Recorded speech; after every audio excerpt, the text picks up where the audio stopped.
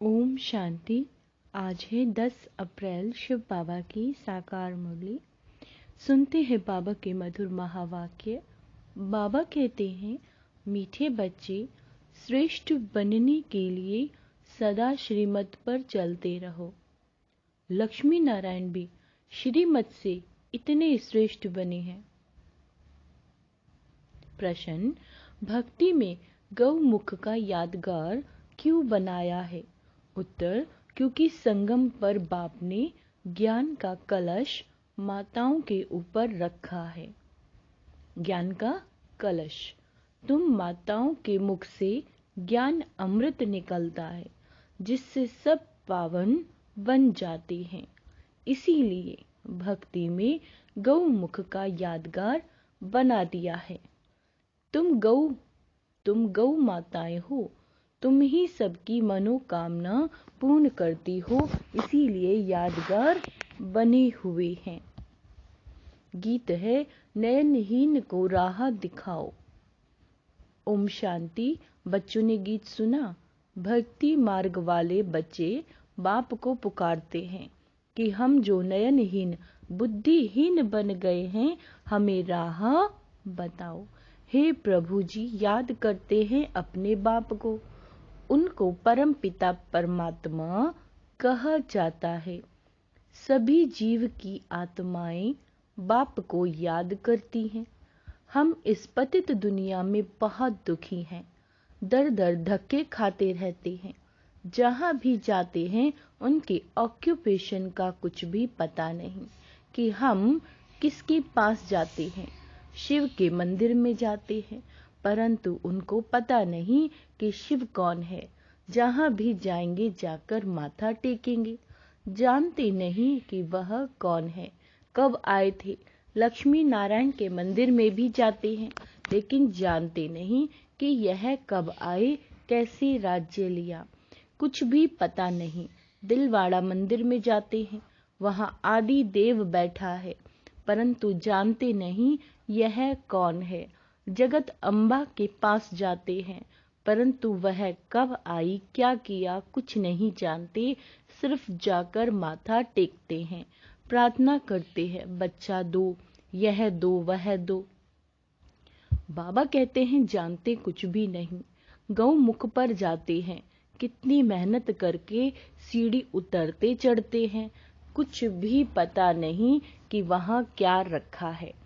एक पत्थर का गऊ का मुख बनाया है, एक पत्थर का गऊ का जो है मुख बनाया। कहते हैं गऊ के मुख से गंगा जल निकलता है। अब जानवर के मुख से अमृत थोड़ी ही निकलेगा। तीर्थ पर जाते हैं, किसी को भी ऑक्यूपेशन को नहीं जानते कि यह कब आए, क्या आकर किया, हम क्यों पूजते हैं। बुद्धिहीन होने के कारण बाबा कहते हैं, पुकारते हैं, हे प्रभु, हे बाबा, क्योंकि वह सबका बाप है। मनुष्य के 3 बाप कहे जाते हैं। एक है आत्माओं का बाप शिव, दूसरा सारे मनुष्य सृष्टि अथवा मनुष्य सिजरे का रचता प्रजापिता ब्रह्मा, तीसरा फिर लौकिक बाप। भक्त भी एक भगवान को याद करते हैं, कहते हैं कि नयनहीन को आकर राह दिखाओ, जो हम सदा ऐसे बने। यह कलयुग तो है ही दुख धाम, सतयुग है सुख धाम, जहाँ से हम आत्माएं पार्ट बजाने आती हैं, उनको शांति धाम कहा जाता है। बाबा कहते हैं, आत्मा को यह शरीर रूपी बाजा, आत्मा को ये शरीर रूपी बाजा अथवा ये कर्म इंद्रियां यहाँ मिलती हैं, जिससे आत्मा कर्म करती है। आत्मा तो है अविनाशी और शरीर है विनाशी। आत्मा है पारलौकिक परम पिता परमात्मा की संतान, शरीर है लौकिक बाप की संतान। आत्मा का बाप एक ही है, उनको याद करने से वर्षा मिलता है। बेहद के शांति और सुख का वर्षा कोई मनुष्य मात्र से मिल नहीं सकता, चाहे कोई भी हो। ब्रह्मा विष्णु शंकर को भी देवता कहा जाता है। परमात्मा एक शिव है। शिव परमात्माय नमः, ब्रह्मा परमात्माय नमः नहीं कहेंगे तो यह भी जो मंदिर आदि है उनके ऑक्यूपेशन का कोई नहीं जानते।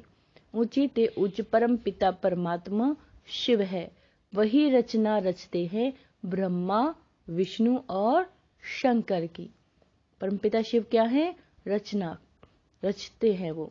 शिव निराकार अलग है, शंकर आकारी देवता है, परमात्मा एक है। यह पहेली अच्छी है, रीति समझाना चाहिए। ये पहेली जो है बाबा कहते हैं अच्छी रीति समझाना चाहिए। पहले पहले तो बाप को जानना चाहिए, जो बाप स्वर्ग का रचता है। मनुष्य तो भक्ति में धक्के खाते रहते हैं। लक्ष्मी नारायण तो है स्वर्ग के मालिक, वहां तो सदैव सुख ही सुख है, यहाँ सभी दुखी हैं। यह दुनिया ही पतित है।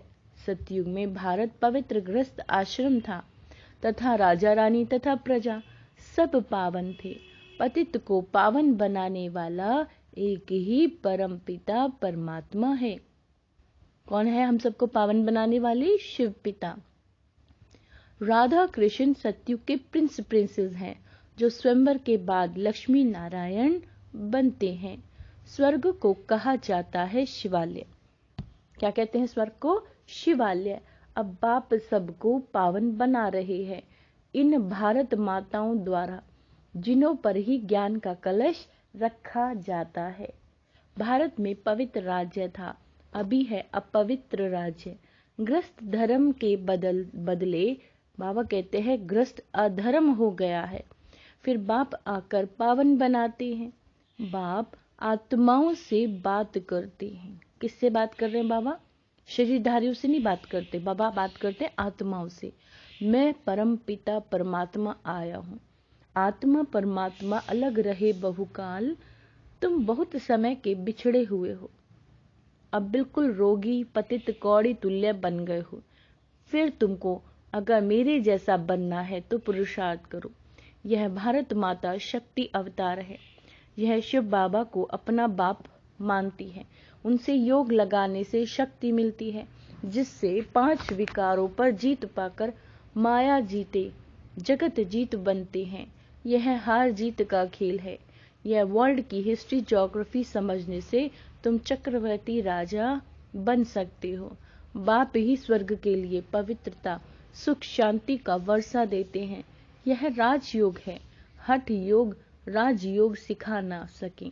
जो हठ योगी हैं वो राजयोग सिखा ना सके।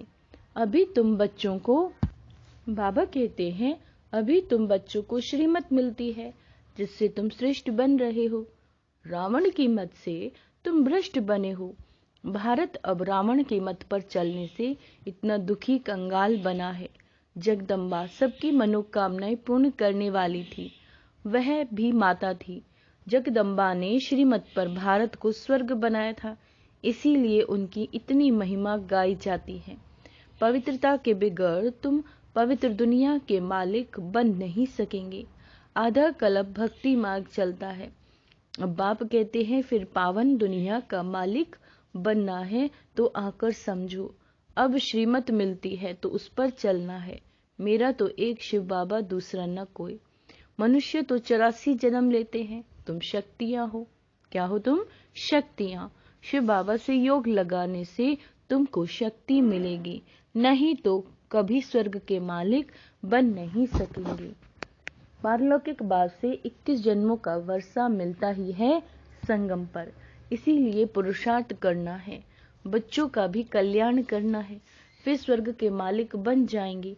यह राजयोग की पाठशाला है। भगवानुवाच है, बच्चे मैं तुमको राजयोग सिखाता हूँ, जिससे तुम राजाओं का राजा स्वर्ग के मालिक बनेंगे। सिर्फ बाप को याद करो तो अंतमते सुगति हो जाएगी। बाप सुख धाम में भेज देंगे। बाप कहते हैं मैं ही आकर सबको शांति धाम सुख धाम में ले जाता हूँ। सतयुग त्रेता में ये भक्ति आदि होती नहीं, वहां तो 21 जन्म अथाह सुख है। अब बाप कहते हैं इस रावण पर जीत पहनो। विकार के लिए शादी करना अपनी बर्बादी करना है।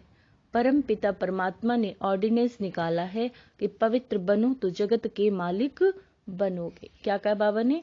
अगर पवित्र बनोगे तो जगत के मालिक बनोगे। इस दुखधाम से शांति धाम सुख धाम में चलना चाहते हो तो ये बात समझो। तुम जानते हो सिवाय बाप के कोई भी मनुष्य को भगवान कहना रॉन्ग है। बाबा के सिवाय किसी मनुष्य को बाबा कहते हैं भगवान कहना रॉन्ग है, क्योंकि भगवान एक है। अभी तुम बच्चे शिव परमात्मा की, ब्रह्मा विष्णु शंकर की, लक्ष्मी नारायण आदि सबकी बायोग्राफी जानते हो। अब तुम श्रीमत से ऐसे लक्ष्मी नारायण समान श्रेष्ठ बन सकते हो। पवित्र तो जरूर बनना है। परम पिता परमात्मा की श्रीमत पर एक बाप को याद करते रहेंगे और पवित्र बनेंगे तो 21 जन्म का राज्य भाग्य मिलेगा। कितनी सहज बात है। यह समझने से तुम भक्ति के धक्के से, रोने पीटने से 21 जन्म छूट सकते हो।